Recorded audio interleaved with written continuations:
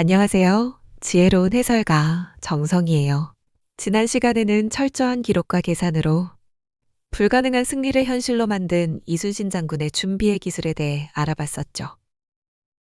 오늘은 시간을 거슬러 장군의 위대했던 삶, 그 마지막 순간으로 함께 떠나보려고 해요. 혹시 이런 순간 없으셨나요? 다 큰 자식이 혹은 눈에 넣어도 아프지 않을 손주가 인생의 큰 어려움 앞에서 눈물 흘리고 있을 때 괜찮아, 다 잘 될 거야 하고 억지로 웃으며 말은 건네지만 정작 내 마음은 더 새까맣게 타들어가고 더 불안해지는 순간 말이에요. 내가 여기서 흔들리면 아이들이 더 무너질까봐 애써 태어난 척, 아무렇지 않은 척, 그렇게 속마음을 감춰본 경험이 다들 있으실 거예요. 오늘 우리 시대의 질문은 바로 이거예요. 가장 흔들리는 순간, 어떻게 하면 우리 가족의 중심을 든든하게 잡아주는 진짜 어른이 될 수 있을까요? 이 어려운 질문에 대한 답을 자신의 죽음 앞에서도 조선 수군 전체를 생각했던 이순신 장군의 마지막 유언을 통해 함께 찾아볼게요. 오늘 영상에서는 어른의 흔들리지 않는 중심에 대해 확실하게 알려드리겠습니다. 7년간 이어진 기나긴 전쟁의 마지막 밤이었어요. 노량 앞바다는 칠흑같이 어두웠고 바다 위는 조선과 외의 수군이 뒤엉켜 아비규환을 이루었지요. 이순신 장군은 가장 선두에 서서 직접 북을 울리며 외쳤습니다. 단 한 놈의 외적도 살려보내서는 안 된다. 승리가 눈앞에 보이던 바로 그 순간이었어요. 휙 하는 소리와 함께 어둠을 뚫고 날아온 총탄 하나가 장군의 가슴을 그대로 꿰뚫었습니다. 하늘을 떠받들던 거대한 기둥이 무너지듯 장군의 몸이 가판 위로 쓰러졌습니다. 곁에 있던 아들과 조카는 얼굴이 새하얗게 질렸어요. 생각해보세요. 전쟁터에서 최고 지휘관의 죽음은 곧 군대 전체의 사기 저하, 그리고 걷잡을 수 없는 패배를 의미했으니까요. 모두가 절망에 빠지려던 바로 그 순간, 장군께서는 마지막 숨을 몰아쉬며 아들에게 이렇게 말합니다. 싸움이 한창 급하니 내가 죽었다는 말을 절대 하지 말라. 인생 선배님들, 이 마지막 한마디에 바로 우리가 배워야 할 어른의 첫 번째 지혜, 마음에 닻이 되는 기술이 담겨 있답니다. 거친 폭풍우가 몰아칠 때 수많은 배를 항구에 안전하게 묶어두는 것은 무엇일까요? 바로 바다 가장 깊은 곳에 내린 무겁고 튼튼한 닻이에요.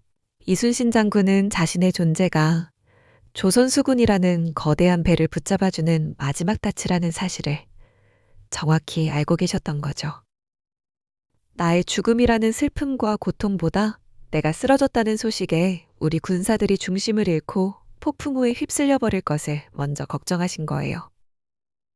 다시 한번 말씀드릴게요. 가정의 어른, 인생의 선배는 바로 그 가정의 마음의 닻이 되어야 해요. 내가 평온해야 자식들도 안심하고 세상의 파도와 맞서 싸울 힘을 얻는다는 것. 이것이 장군이 우리에게 남긴 첫 번째 열쇠입니다. 자, 그럼 장군의 유언에 담긴 두 번째 열쇠를 찾아볼까요?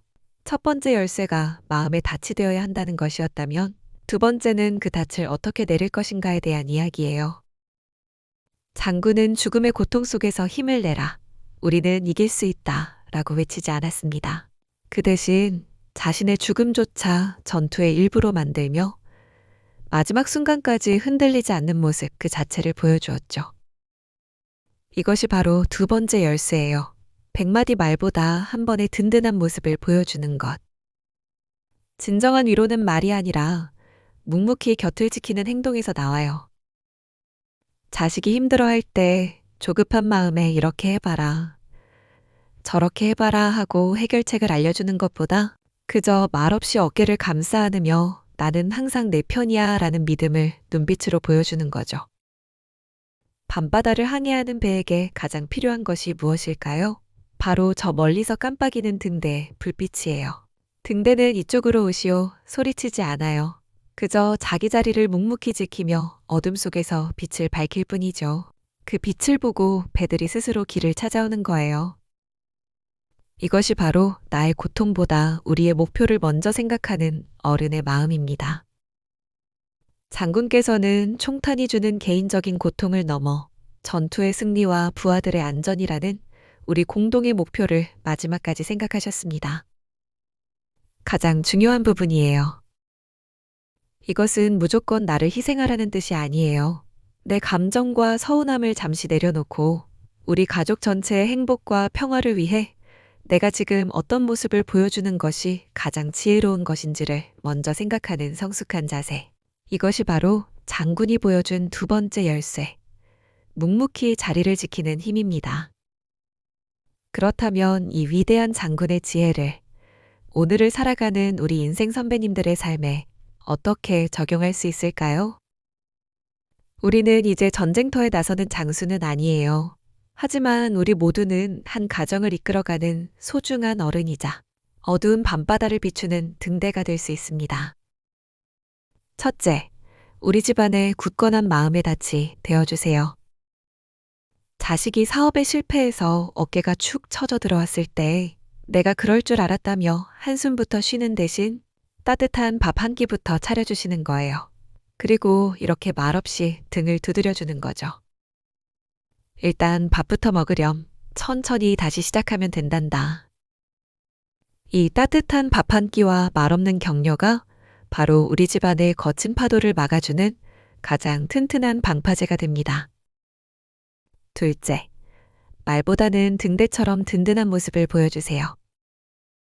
가족들 사이에 오해가 생기고 다툼이 일어났을 때 어느 한쪽 편을 들며 갈등을 키우기보다는 양쪽의 이야기를 그저 묵묵히 들어주시는 거예요. 그리고 마지막에 이렇게 중심을 잡아주는 한마디를 건네는 거죠. 아무리 밉고 서운해도 세상에 끝까지 내 편이 되어줄 사람은 가족밖에 없단다. 이것이 바로 우리 가족이라는 배가 길을 잃지 않도록 불을 밝혀주는 등대의 역할이에요. 내 몸이 아프고 마음이 약해질 때도 마찬가지예요. 자식들 앞에서 불안한 모습을 보이기보다 괜찮다, 이만하길 천만다행이다 라고 담담하게 말씀해 보세요. 그 담담한 모습이 자식들에게는 천근만근의 마음의 짐을 덜어주고 다 함께 어려움을 이겨낼 용기를 준답니다.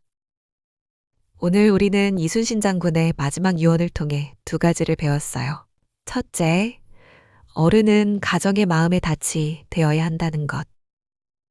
둘째, 100마디 말보다 묵묵히 자리를 지키는 등대가 되어야 한다는 것이었죠. 다시 한번 강조해서 말씀드릴게요. 진정한 어른, 진정한 리더는 앞에서 소리치며 사람들을 이끄는 사람이 아니에요. 가장 어렵고 혼란스러운 순간에 가장 뒤에서 묵묵히 자기 자리를 지키며 모두의 중심을 잡아주는 사람입니다. 이순신 장군은 자신의 죽음을 넘어 전투를 승리로 이끌었어요. 우리 인생 선배님들 역시 내 개인의 아픔과 감정을 넘어 우리 가족이라는 배가 인생의 거친 파도 속에서 길을 잃지 않도록 지켜주는 위대한 등대가 될 수 있습니다. 그것이야말로 돈이나 명예와는 비교할 수 없는 이 시대의 가장 가치 있고 존경받는 어른의 참모습일 거예요. 괜찮아요. 선배님들은 이미 잘해오셨고 앞으로도 충분히 잘 해내실 수 있어요. 더 건강하고 행복해지실 수 있습니다. 마지막으로 스스로의 삶을 돌아볼 수 있는 성찰 질문 하나를 드리며 오늘 이야기를 마칠까 해요. 이번 한 주 사랑하는 가족에게 조언하고 싶은 마음이 불쑥 올라올 때 잠시 말을 아끼고 나의 이 침묵과 기다림이 저 아이에게 어떤 힘을 줄 수 있을까를 먼저 헤아려 보는 것은 어떨까요? 다음 시간에는 온갖 억울한 모함과 비난 속에서도 스스로의 마음을 지켜낸 이순신 장군의 평정심의 기술에 대해 이야기 나누겠습니다. 함께 해주셔서 진심으로 감사합니다.